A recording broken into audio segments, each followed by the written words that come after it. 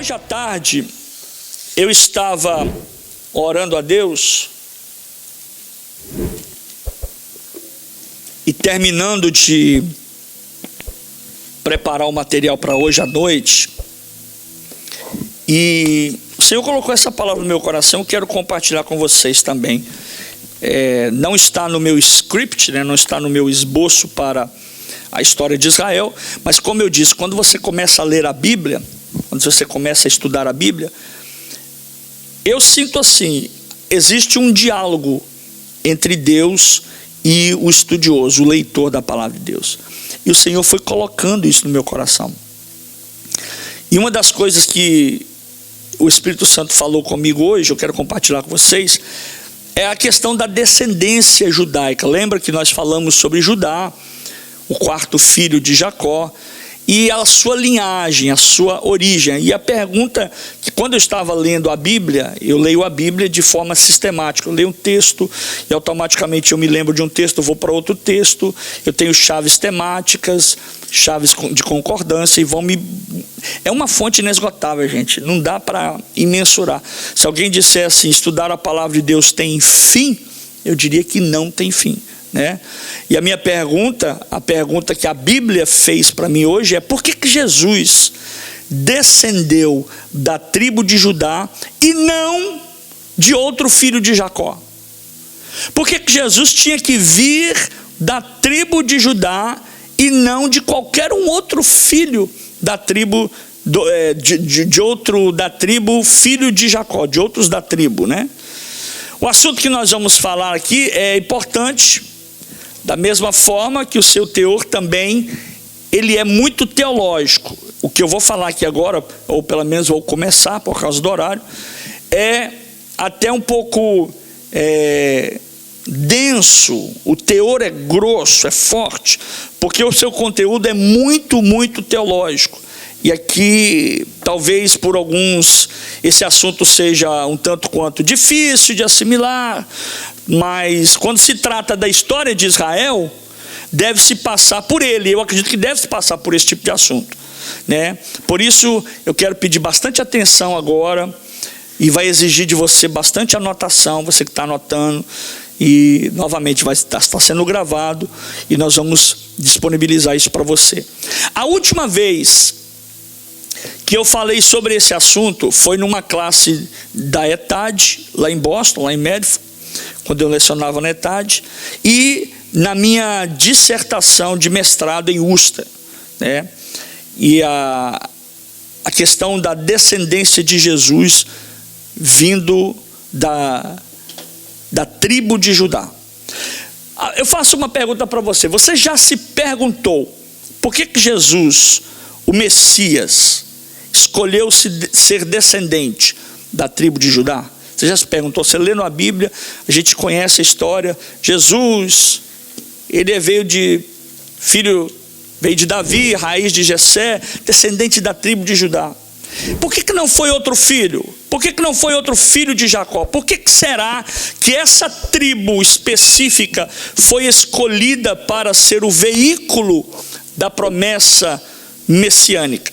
Quando nós estudamos a genealogia da Bíblia, e quando você estuda a genealogia de Jesus, você vai encontrar Mateus falando de uma forma, ele inclui algumas pessoas, e o Evangelho de Lucas, quando ele descreve a genealogia, porque até parece cansativo, chato, quando você começa a ler a genealogia, e fulano gerou ciclano, foi pai de Beltrano, e por aí vai, se torna cansativo, mas tem um significado. Quando nós estudamos a genealogia da Bíblia, percebemos que a trajetória de Jesus é traçada, ela é descrita desde Abraão até Davi, e com Judá desempenhando um papel fundamental nessa linhagem. E essa escolha não é apenas uma questão de linhagem, mas um detalhe importante no plano divino. Vou dizer novamente, a escolha da linhagem de Jesus é um detalhe importante no plano divino. A genealogia de Jesus, ela é traçada desde Abraão até Davi. Abraão considerado o pai da fé. Abraão foi abençoado por Deus com a promessa de ser o patriarca de uma grande nação. Abraão, antes de ser Abraão, se chamava Abrão, pai de filhos. A palavra Abrão quer dizer pai de filhos. A palavra Abraão quer dizer pai de muitos filhos, de nações, de gerações. Então Abraão teve 2 filhos notáveis, que são destaque na Bíblia. O primeiro o filho Ismael, filho de Abraão com a egípcia Agar. Lembre-se, Abraão teve um filho com uma egípcia. Não era para ele ter feito essa aliança. E no entanto ele achou que poderia, a sua descendência viria, e Sara já não poderia realmente ter mais filhos, mas Deus tinha uma promessa. Então vamos dar um jeitinho, vamos ajudar a Deus aqui. Busca lá a minha serva, busca lá a minha ajudante, vai, dorme com ela e ela vai te dar um filho. Foi o que aconteceu. E quando isso acontece, quem que vem? Ismael, filho de Agar com Abraão. E depois vem futuramente o filho Isaque, que é o filho verdadeiro da promessa. Olha, muitas pessoas às vezes perguntam por que isso, por que aquilo. É porque o filho que era para Abraão ter considerado, na verdade, não era Ismael, mas era Isaque. Era para ele aguardar o momento da promessa, aguardar o que Deus havia cumprido. Por isso a gente tem muitos conflitos, porque ele não aguardou, ele não teve paciência. Parece que ele não leu o Salmo 40, esperei com paciência no Senhor, ele se inclinou para mim, ouviu o meu clamor, foi dar um jeitinho, deu no que deu. O que acontece? A promessa divina foi especificamente direcionada. Vou repetir, porque vai chegar lá na frente, você vai me perguntar aí na sua cabeça: por que aconteceu isso? Por que aconteceu aquilo? Porque a promessa divina, repito, foi especificamente direcionada à descendência de Isaque. Deus tinha uma promessa para o filho de verdade, né, do casamento, da união entre Abraão e Sara, e esse filho foi Isaque. Isaque, por sua vez, teve 2 filhos. Quais foram os filhos de Isaque? Jacó e Esaú. Dentro deste nascimento de 2 filhos, estão anotando? Dentro do relacionamento verdadeiro de Abraão e Sara, vem Isaque, e agora de Isaque sai 2 filhos, Jacó e Esaú. Dentro desse nascimento, o que acontece? Tinha também uma bênção proposital, tinha também uma bênção específica e direcionada. É onde muitos erram e questionam coisas que não devem ser questionadas, mas nós estamos vendo que havia uma bênção proposital, uma bênção direcionada à descendência de Isaque. E a bênção seria qual?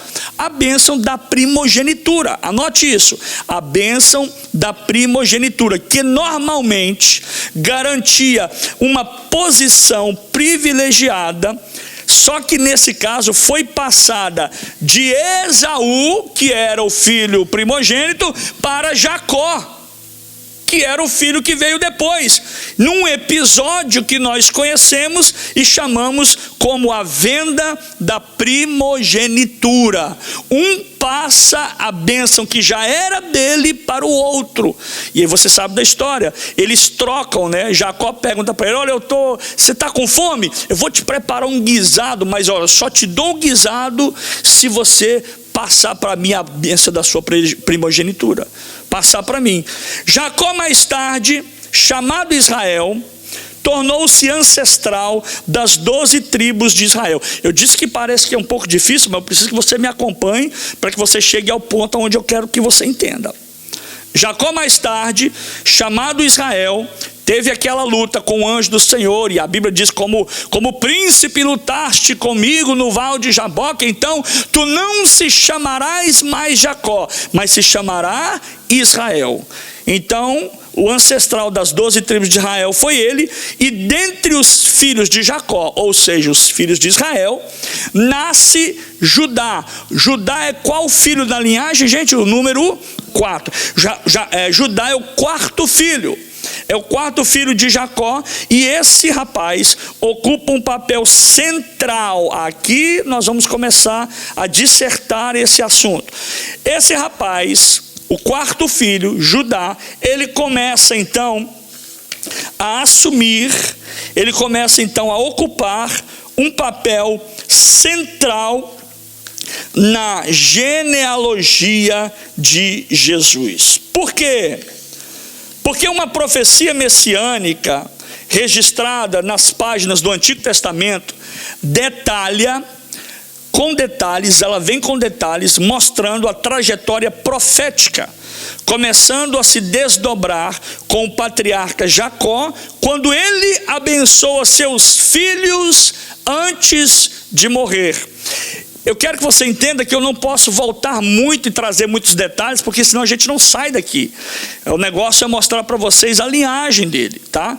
Então era de se esperar que dentre os filhos de Jacó, preste atenção, quando Jacó começa então a gerar filhos, era de se esperar, lembre-se, de onde está vindo a linhagem de Jesus, por que Jesus é chamado da linhagem de Judá, por que ele é isso e aquilo. Então preste atenção, era de se esperar que dentre os filhos de Jacó, Rúben, Simeão ou Levi assumissem a liderança após a morte do pai.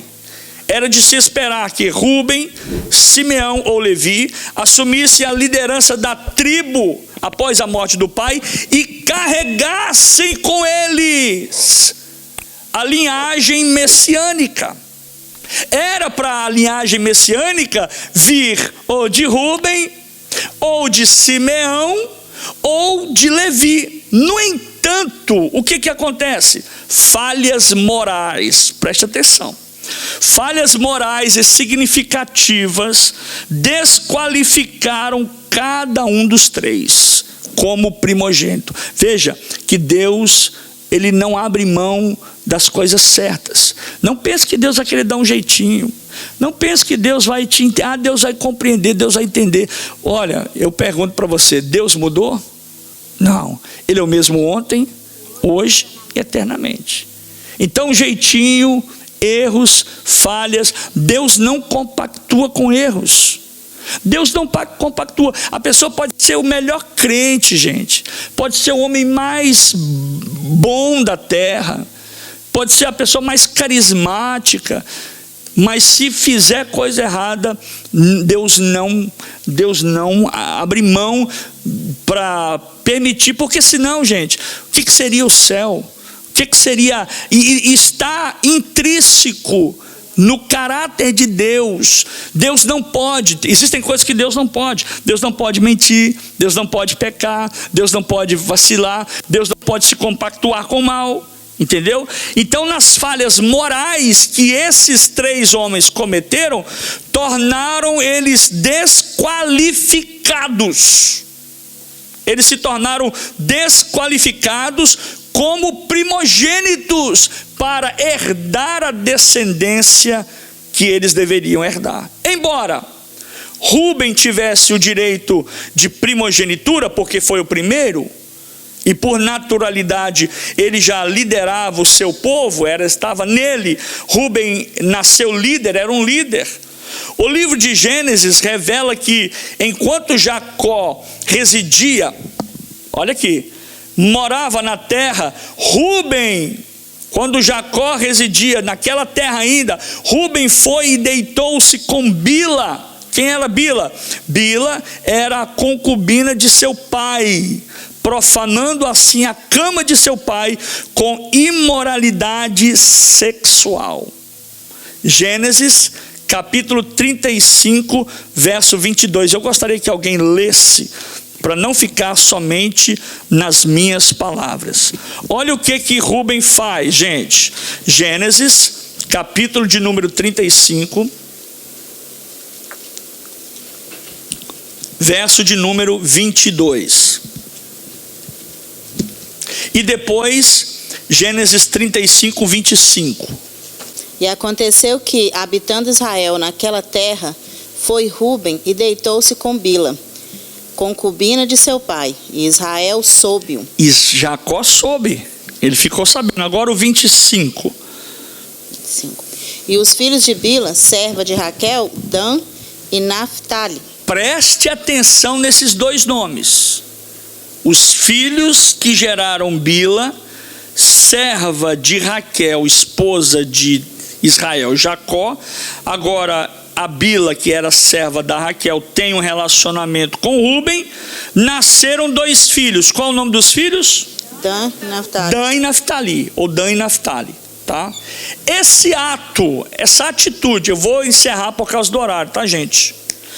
Essa atitude, esse ato, provavelmente desqualificou no ato.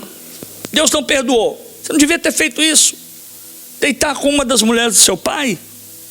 Você profanou a cama dele. Atos que nós cometemos diante de Deus são profanos, cuidado. E Deus não perdoa. Não que Deus não perdoa no quesito de não te perdoar. Ele não deixa passar de liso. Ele vê isso. Ele vê isso. Há uma consequência diante de Deus. Então esse ato provavelmente desqualifica Rúben da liderança. Rúben estava arriscado. Olha, Rúben não pode ser mais descendente. Ele perdeu. Ele perdeu, apesar de sua posição como primogênito. Da mesma forma, quando Diná, irmã dos três, Rúben, Simeão e Levi, foi violentada sexualmente. Simeão e Levi também cometeram outra atrocidade que foi contra a vontade de Deus. Eles reagiram com ira, enganando todos os homens da cidade e matando-os como vingança pela violação da sua irmã. Sabe o que eles fizeram aqui? Quando eles tentaram fazer amizade com outros povos, eles foram lá e falaram: vocês querem se unir a nós? Então tá, tem que fazer a mesma coisa que nós. Quer ser nossos amigos? Tem que fazer a mesma coisa. O que eles fizeram? Eles fizeram o ato do corte do prepúcio, ou seja, da circuncisão. Circuncidaram todos os homens de uma cidade que eles quiseram fazer aliança, e esses homens automaticamente estavam sensíveis por causa da cirurgia, estavam fracos. Quando eles fizeram isso, na noite que eles fizeram isso, eles vão lá e matam todos os homens. Então o que acontece? Esses dois também são desqualificados. Simeão e Levi reagiram com ira, enganando os homens daquela cidade, matando como vingança pela violação da sua irmã. Estão entendendo, gente, até aqui? Amém? Essa atitude, eu vou encerrar por aqui. Estou seguindo aqui só um pouquinho, para não perder o raciocínio para o início da próxima aula. Essa atitude dos três irmãos, estamos falando aqui agora da descendência de Jesus. Por que é que Jesus veio da tribo de Judá? Você vê que três irmãos já foram riscados. Rúben foi riscado, Simeão foi riscado, Levi foi riscado. A atitude dos três irmãos mais velhos, Rúben, Simeão e Levi, destacam-se marcando um contraste significativo em relação à expectativa inicial de liderança e continuidade da linhagem messiânica. Eles colocaram a prova, eles colocaram a situação em jogo, não se qualificaram. Jacó, apesar de também ter cometido vários erros, porque cometeu, você pode ir na sua mente e perguntar: mas por que Jacó deu continuidade? Olha, apesar de Jacó ter cometido vários erros, ele foi escolhido para ocupar um papel central na genealogia de Jesus. Vamos ler esse texto? Vamos ler aqui 2 textos e eu vou finalizar com esses 2 textos. Gênesis capítulo 49, verso 10. Por que Jacó permanece? Por que Jacó, mesmo também tendo errado, como errou, comprou a primogenitura do irmão, mas ficou? Olha aí, ele libera uma palavra: o cetro não se afastará de Judá, nem o legislador dentre os seus pés, até que venha Siló, e a ele se congregarão os povos. Amém. Agora Gênesis 49, verso 8 e 9, que é 2 versos antes. Gênesis 49, verso 8 e 9. Judá, teus irmãos te levarão a tua mão, estará sobre a cerviz de teus inimigos. Os filhos de teu pai se inclinarão. Judá é leãozinho da pressa, substem, filhos meus, encurvar-se e deitar-se com leão, e como leão, quem o despertará? Ok. Por que Jacó permanece? Porque Jacó entende que, tendo errado, ele permanece firme na continuidade. Tudo isso é um propósito, gente. Ele desvia, mas ele volta. Deus o faz que ele caminhe pela vereda correta, a ponto de que Jacó profetiza no capítulo 49, no verso 8 até o verso 10, dizendo assim: Judá, a ti te louvarão os teus irmãos. Era Deus falando na boca dele. Era Deus profetizando através da boca dele. Judá, a ti te louvarão os teus irmãos. A tua mão será sobre o pescoço de seus irmãos, seus inimigos, aliás. Os filhos de teu pai a ti se inclinarão. Porque no verso 9 ele diz: Judá é um leãozinho. Judá é um leãozinho, da presa subsiste, filho meu, encurva-se e deita-se como um leão, e como um leão velho, quem o despertará? Agora o verso 10, Judá, o cetro não se arredará, ou seja, não vai sair de Judá, nem o legislador dentre seus pés, até que venha Siló. Mais na frente eu vou falar sobre Siló. E a ele se congregarão os povos. Havia um propósito, tanto na vida de Jacó, como na vida de Judá. Semana que vem, nós vamos falar sobre o simbolismo do leão associado com a tribo de Judá. E aqui começa uma típica metáfora significativa que permeia as Sagradas Escrituras, destacando tanto a força do leão, quanto a realeza do leão, a figura do leão, que é representada por poder, coragem e liderança. E quantos dizem? Amém. Vamos orar.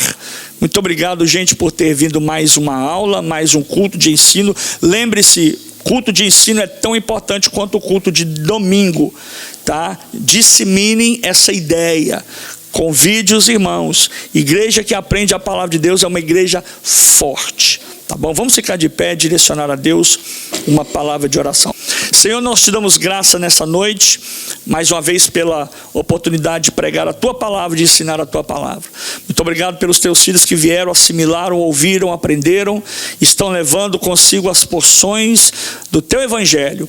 Deus, que nós possamos continuar crescendo na graça e no conhecimento do Senhor.